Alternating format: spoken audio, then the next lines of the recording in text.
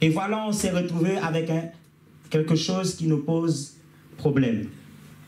Dieu lui a dit, écoute, tu dois savoir que au moment que tu mangeras, tu mourras. Et l'apôtre Paul entend nous expliquer, mais qu'est-ce qu'il a voulu nous dire dans cette histoire que lorsque tu mangeras, tu mourras? Véritablement, mes bien-aimés, l'homme Adam a voulu en fait être lui-même. C'est juste une introduction. Et en cherchant à être lui-même, il a mangé. Mais voyez-vous que c'est une question de Dieu. Au moment que Adam a mangé, cette histoire est devenue une question de Dieu. Et que la seule manière de comprendre cette situation, c'est de tout récupérer. Alors je vais parler aussi à toi. Voyez-vous que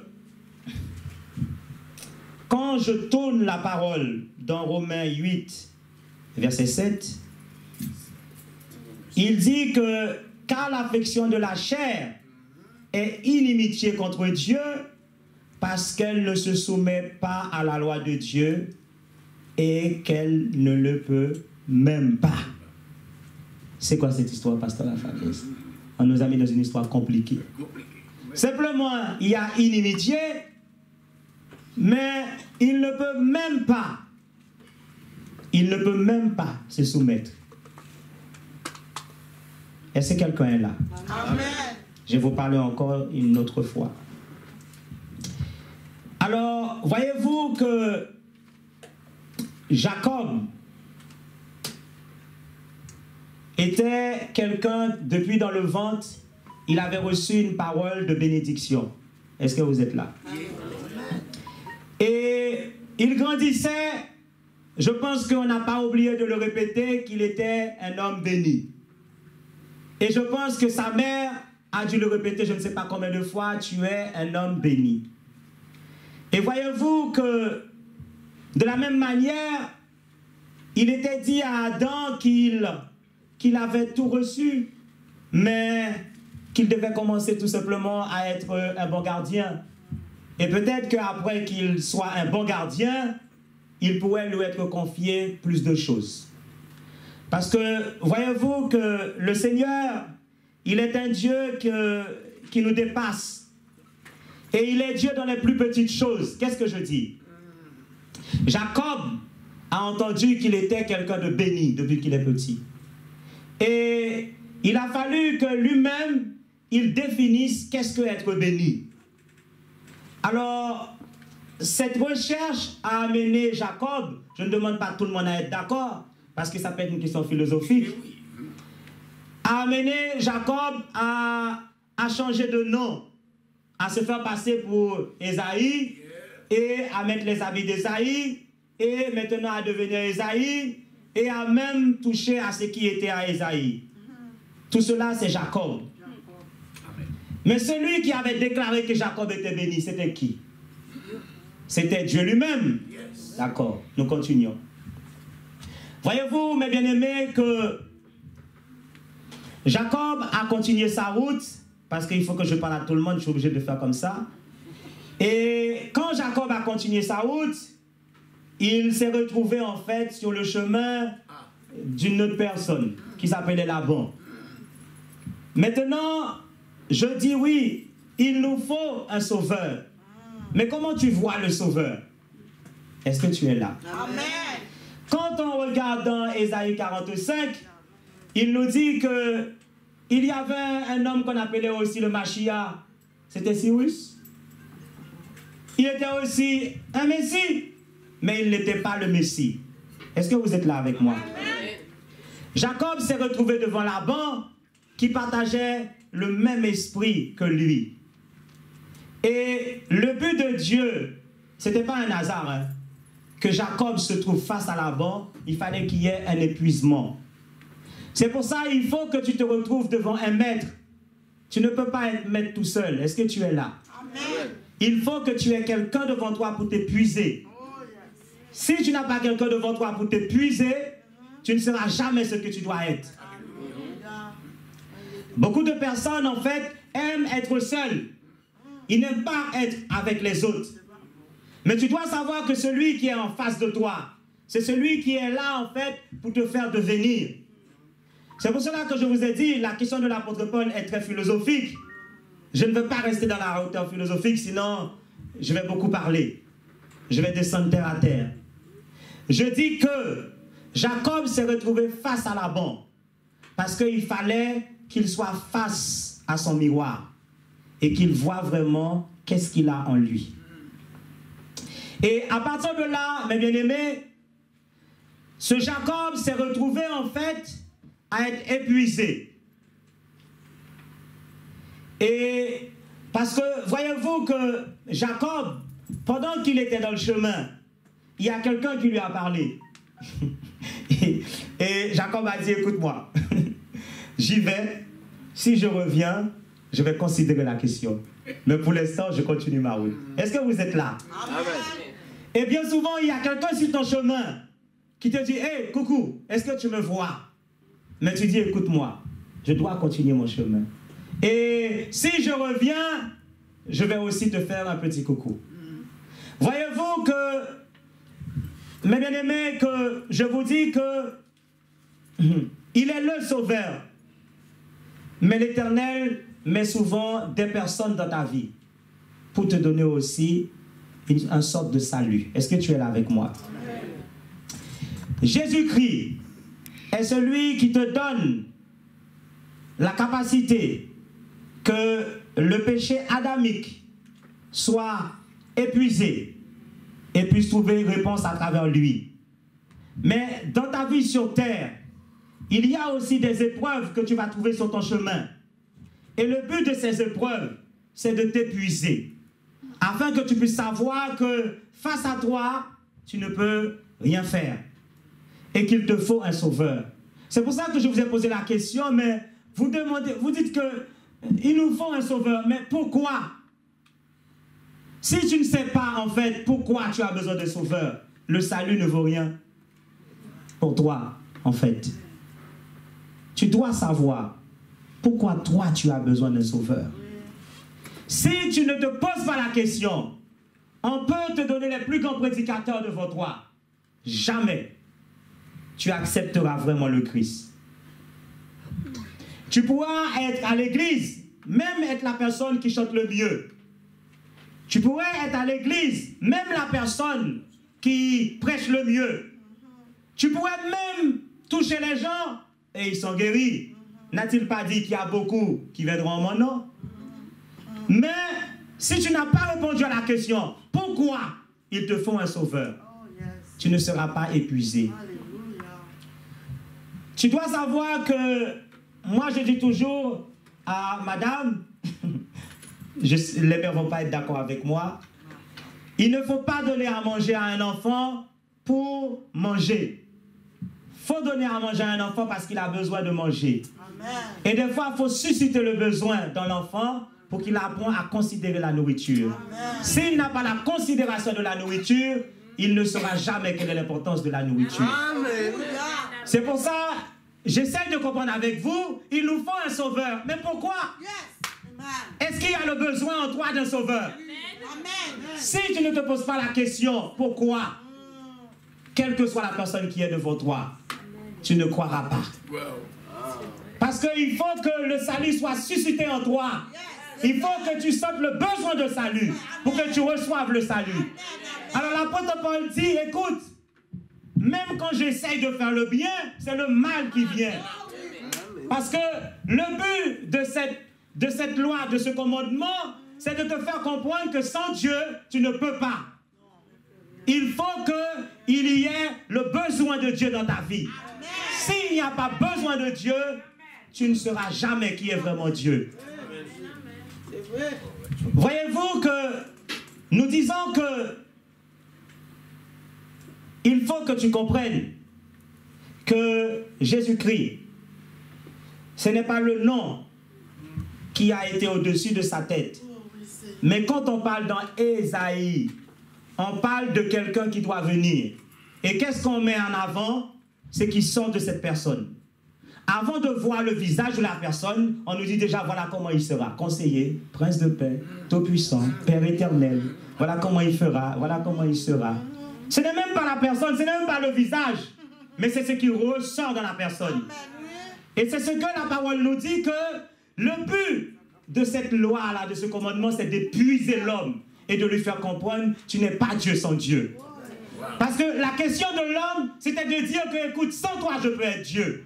Mais il a fallu que le commandement épuise l'homme, afin qu'il puisse savoir, je ne suis pas Dieu sans Dieu. Et qu'il fallait un Dieu pour être un sauveur. Voyez-vous que Jacob, je ne perds pas le fil, il a trouvé Laban, qu'il a bien épuisé, mais il a continué son chemin. Et vous voyez, à chaque fois que Jacob rentre dans les épreuves, il atteint un niveau de sagesse. La manière qu'il était allé vers Laban, quand il est sorti vers Laban, ce n'était pas la même personne. Parce que tout simplement, il a compris que il faut changer l'affaire. Mais voyez-vous que des personnes regardent Ésaü, le frère de Jacob, Ésaü, comme quelqu'un qui n'était pas dans l'histoire. Mais en vérité, je vous dis, Ésaü était dans l'histoire. On va continuer. Et quand Jacob continue son chemin, bon, il a pris ce qu'il devait prendre chez Laban, il a continué et il a marché. Et Laban est allé le rencontrer, mais l'Éternel a dit attention, même si tu vois ce bonhomme est bizarre, c'est mon serviteur, ne le touche pas. C'est pour ça que j'aime bien ce David qui avait l'occasion de taper Saül, mais il a dit je ne toucherai pas le roi de l'Éternel. Même si vous voyez que le roi de l'Éternel est par terre, faites attention, c'est le roi de l'Éternel. Quelle que soit la chose qu'il ait fait, si tu ne peux pas prier pour lui, jeûne pour lui. Si tu ne peux pas jeûner pour lui, tais-toi. Parce que tu ne sais pas qu'est-ce qui se passe en lui. Quelle est l'épreuve qu'il est en train de subir. C'est pour ça que je dis, avant Pasteur Lafalaise, je disais toujours que je voulais devenir comme un tel. Mais le Saint-Esprit m'a remis la lumière sur la tête. Il m'a dit, mais qu'est-ce que tu racontes? Tu peux supporter l'épreuve de l'autre. Beaucoup de gens sont tombés parce qu'ils ont voulu venir comme quelqu'un. Est-ce que tu sais qui est cette personne? Ça va, tu vas arriver des histoires. Et après tu vas dire, mais Seigneur, qu'est-ce que tu m'as fait? Mais ton histoire est toi-même. C'est toi qui as amené ton histoire. Tu dois découvrir quelle est ton identité. Mais pour découvrir son identité, le moi doit être épuisé en toi. Et quand le moi est épuisé en toi, maintenant, il y a une ouverture. Tu peux commencer maintenant à être toi-même. Voyez-vous que Jacob continue son chemin et il voit des visions, mais vous savez, Jacob, il continue, lui, il est comme ça. Même s'il prend des coups, il continue. C'est un guerrier. Et voyez-vous, à chaque fois que Jacob avance dans le chemin, il y a des gens qui appellent ça le désert. Chacun lui donne son nom. Et de plus en plus qu'il avance dans le chemin, il est dit que Jacob reçoit des rencontres et Jacob est en train de devenir petit. C'est vous qui l'avez dit. Hein? Il était grand, mais il était petit. L'Éternel a voulu qu'il voie que c'est lui qui fait tout. Et voyez-vous que malgré que Jacob a rencontré Dieu, l'Éternel, dans sa présence, dans sa manifestation, il avait enlevé ce qu'il fallait l'enlever. Parce que des fois, il y a des choses qui sont en toi, il faut qu'on l'enlève. Et tant qu'on ne l'enlève pas, tu deviens quelqu'un à problème. Et l'apôtre Paul nous dit dans le livre de Romains, il a fallu que l'homme comprenne que non, tu ne peux pas. Même quand tu veux faire le bien, c'est le mal qui vient. Mais qu'est-ce qui se passe? Il y a un problème. Et même quand tu connais la parole par cœur, le mal est là. La chair est là. Et des fois tu dis, mais... Et il y a des gens dans l'ancien temps, puisqu'ils ne saisissaient pas la force de la chair, ils se saignaient. Pour diminuer la chair en eux, ils faisaient couler le sang. Comme ça, un peu de goutte de sang, la chair va se diminuer. Non, mes bien-aimés. Il faut que la chair soit épuisée. Même si tu mets du sang de côté, la chair, il faut qu'elle soit épuisée. Tant que la chair n'est pas épuisée, il n'y a pas de salut possible. Voyez-vous que après qu'il a fini de rencontrer, qu'on a enlevé quelque chose, il lui restait une dernière chose. Il fallait qu'il reconnaisse son grand frère. Ah bon? J'étais étonné, je fais, mais attends, cet homme qui a rencontré Dieu, il s'est battu avec Dieu, et il se retrouve à genoux devant son grand frère. Mais qu'est-ce qui se passe? Beaucoup de personnes pensent qu'Ésaü n'avait pas son droit dans l'histoire. Ésaü avait son droit. La dernière repentance de Jacob a été faite par Ésaü. Jacob a compris qu'il fallait mettre les genoux par terre. Parce que, écoutez-moi, celui qui est devant toi, il est devant toi. Attention. Même si tu es appelé dans certains domaines à le dépasser, mais ce qu'il est, il est. Il faut faire attention à ça. Il faut reconnaître l'autre. Si tu ne reconnais pas l'autre, toi, tu ne peux pas être. Amen. Quand tu reconnais celui qui est en face de toi, là, tu peux dépasser une étape. Et à chaque fois que tu rencontres un autre, tu le reconnais pour ce qu'il est. Maintenant, tu passes à un autre niveau. Au moment que tu n'es pas capable de reconnaître l'autre, toi-même, tu ne te retrouves pas. C'est incroyable que cet homme qui a rencontré Dieu a dû se mettre à genoux devant Ésaü. Et Ésaü a dû le pardonner et le prendre dans ses bras. Parce que Ésaü a vu en lui quelque chose de nouveau. Il ne l'a pas fait parce que c'était son frère. Ésaü était un homme sauvage. Hein? C'est pas son affaire si c'est son frère. Et je vous promets, s'il l'avait vu dans le désert, il n'aurait même pas su que c'était son frère. Il l'aurait éliminé. Mais l'Éternel a épuisé le mal en Jacob.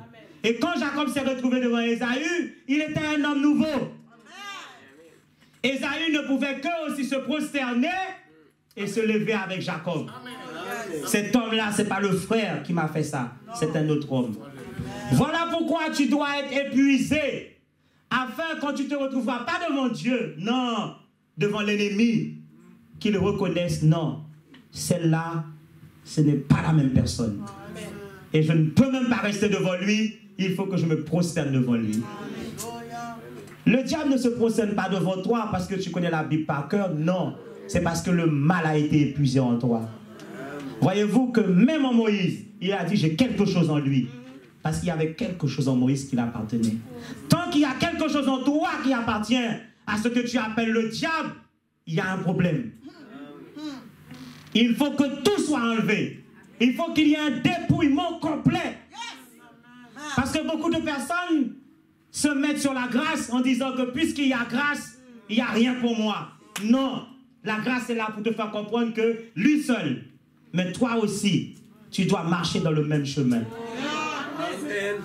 Voyez-vous, mes bien-aimés, que je vais encore plus loin. Vous me faites ça, pasteur. Et je vois même celui qui est le Christ. Il arrive à Gethsémani et il est demandé aussi qu'il y ait une réponse. Il a fallu qu'il remette ce qu'il devait remettre au Père. Écoute, Père, il y a quelqu'un qui a dit l'autre fois, quelqu'un qui était venu vers nous, il faut toujours écouter les autres, il nous a dit, mais le combat du Christ, ce n'était pas sur la croix, c'était à Gethsémani. C'était là le grand combat. Au moment qu'il a passé Gethsémani, c'était bon. La croix, c'était une histoire de rigolade. Est-ce que vous êtes là? Des fois, la grande épreuve, ce n'est même pas où tu sais. Des fois, c'est devant quelqu'un que tu n'as pas reconnu. C'est là que se met la grande épreuve pour toi. Et tant que tu ne reconnais pas ce que tu dois reconnaître, l'épreuve demeure là. Même si tu fais le tour du monde, tu dois revenir. Jacob a fait beaucoup de tours, hein, mais tu dois revenir. Et voyez-vous que le Christ lui-même, il ne pouvait pas faire autrement parce qu'il est le chemin. Le fait est qu'il est le chemin, il doit être le chemin. Sinon, ce n'est pas possible. Chaque chose que le Christ accomplissait, il disait que cela est accompli. D'après telle parole. D'après telle parole. Mais est-ce que tu connais les paroles qui sont sur ta vie? Est-ce que tu connais les paroles qui ont été déclarées sur ta vie? Est-ce que tu connais les paroles qui ont été déclarées sur ta vie? La parole déclare que vous devez instruire l'enfant depuis tout petit selon la voie qu'il doit suivre. Cela veut dire pour chacun de vous, il y a une voie. Peut-être que nous nous rencontrons sur le chemin, mais ce n'est pas la même manière. Pour le doyen, il y a une voie. Pour l'évangéliste, il y a une voie. Et c'est dans cette voie que tu es épuisé pour devenir quelqu'un qui est capable d'être soi-même aussi une occasion que les autres reçoivent leur salut. Est-ce que tu es là? Amen. Le Seigneur ne veut pas faire de toi simplement quelqu'un qui reçoit la grâce, mais que tu sois aussi une solution de grâce. Parce qu'il dit que, écoute, les deux fils de Zébédée, un va être à ma droite et à ma gauche, c'est bien ça. Mais ce n'est pas ça votre chemin. Vous allez subir, d'accord, mais ce n'est pas le mien. Il faut que tu puisses savoir quel est ton chemin, quelle est ton identité. Si tu ne sais pas ça, tu peux venir à l'église tous les jours. Excuse-moi de dire ça, hein. Tu peux même être à l'église, faire de la sorcellerie. Vous savez pourquoi cette histoire doit être épuisante en toi? Je commence par moi, Pasteur La Falaise. Ce n'est pas normal, là je vais être vraiment terre à terre. Ce n'est pas normal que tu puisses dire à un enfant que tu as porté pendant 9 mois, pour qu'il ça l'a sorti de là, pour qu'il ne soit pas tout mourir. Vous pensez que ça c'est une parole de sorcellerie ou une parole de chrétien? Ça aussi doit être épuisant en toi. Pourquoi? Pour qu'il ça ou pas tout. Eh bien, il faut épuiser tout ça. Cela doit sortir. Parce que celui qui est en Christ, il doit avoir des paroles de bénédiction. Au moment que tu es béni, tu bénis. S'il y a une source de malédiction en toi, c'est que tu n'es pas encore épousé.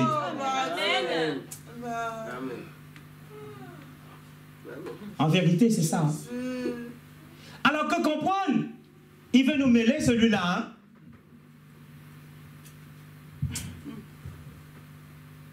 Et le péché, profitant de l'occasion, produisant en moi par le commandement toutes sortes de convoitises, cassant la loi, le péché est mort. D'accord, il est mort. Mais il faut que tu puisses comprendre que dans tout cela, il y a un résultat.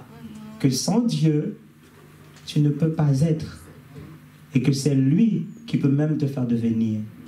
Alors c'est pour ça que cette loi-là, elle est en train de te serrer.